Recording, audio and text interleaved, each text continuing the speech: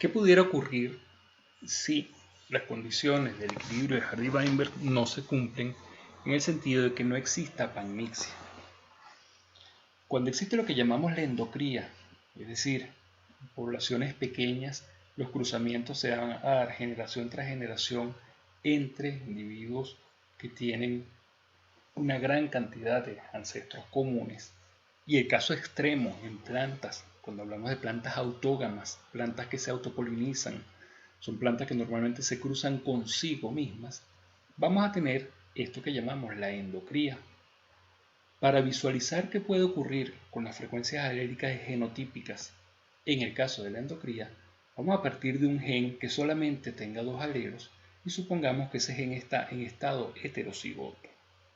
Si está en estado heterocigoto, tengamos, digamos, unos 100 individuos que todos son A1, A2, pues podremos señalar que la heterocigosis es del 100% y no existen individuos homocigotos. Ahora bien, si estos individuos se cruzan entre sí, vamos a tener la proporción mendeliana esperada de un cuarto homocigoto, un cuarto del otro homocigoto y un medio de los heterocigotos.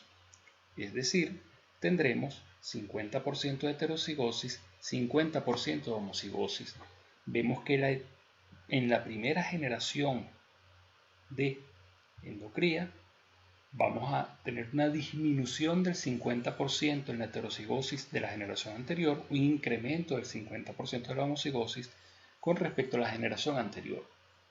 Veamos frecuencias aléricas y genotípicas y hagámoslo de la manera más sencilla, simplemente contemos la cantidad de alelos A1 y la cantidad de alelos A2 que hay en cada generación.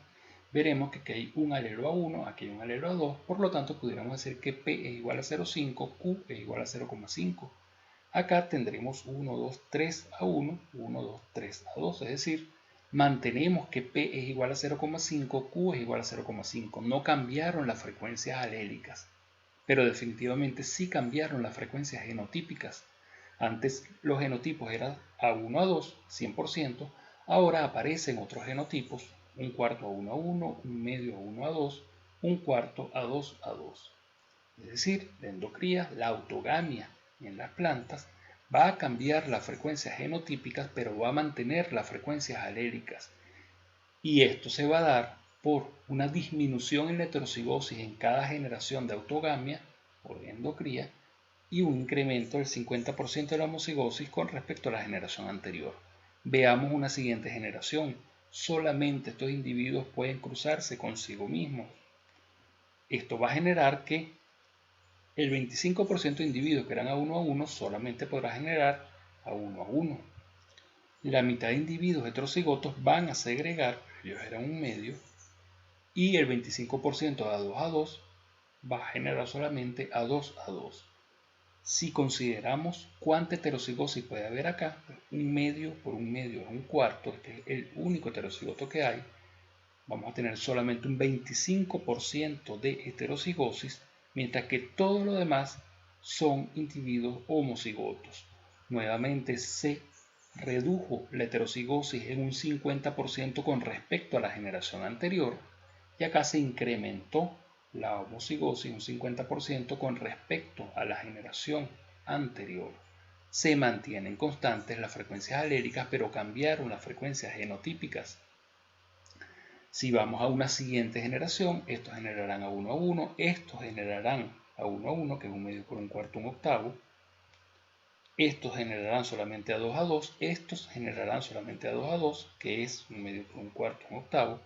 Estos nuevamente se agregarán en un cuarto A1, A1, un medio A1, A2, un cuarto A2, A2, pero ellos representaban solamente una cuarta parte de la población. Esto hace que el único heterocigoto que está acá será un cuarto por un medio, un octavo. Solamente un octavo serán heterocigotos, 7 octavos serán homocigotos, es decir, la heterocigosis está presente solamente en un 12,50% de la población, mientras que un 87,5% de la población será homocigota. Nuevamente, si contamos los alelos A1, dado que son la mitad, A2 serán la mitad. Se mantiene se mantienen las frecuencias alélicas, pero han cambiado las frecuencias genotípicas. Tenemos distintas proporciones de A1, A1, A1, A1, A2 y A2, A2 con respecto a la generación anterior, y eso hace que cambien los niveles de heterocigosis y homocigosis. Si esto se mantuviera por muchas generaciones, la tendencia va a ser que todos los individuos sean homocigotos, bien sea A1A1 o bien sea A2A2, y que la heterocigosis prácticamente desaparezca de la población. Esto va a generar distintos individuos en cuanto a su homocigosis, es decir, en cuanto al contenido alélico que tenga. Nótese, sin embargo, que si contamos de estos 4 alelos, la mitad son A1, la mitad son A2, por lo tanto P sigue siendo igual a 0,5, Q sigue siendo igual a 0,5.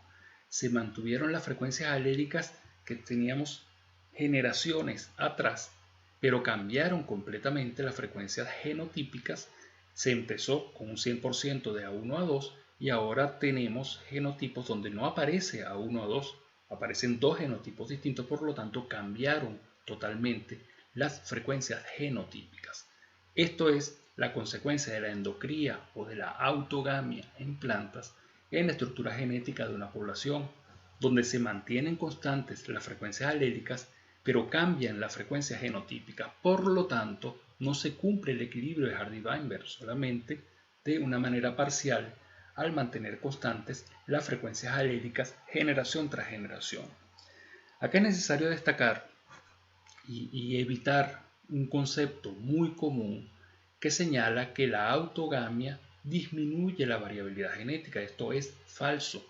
Y es falso porque acá no hay disminución en la variabilidad genética. Aquí lo que hay es un rearreglo de los alelos para conformar genotipos. Y esto lo podemos ver de manera bastante sencilla. Supongamos solamente 3 genes, aun cuando conocemos que los individuos tienen muchísimos genes.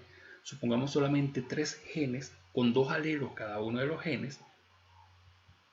Veamos todas las posibilidades que hay. Todos estos son individuos homocigotos. Fíjense que tienen el mismo alelo en cada uno de los genes. Y tenemos 8 posibilidades. Por lo tanto, la autogamia no da una disminución en la variabilidad genética. Lo que da simplemente es un rearreglo de los genes donde todos los genes estarán en estado homocigoto.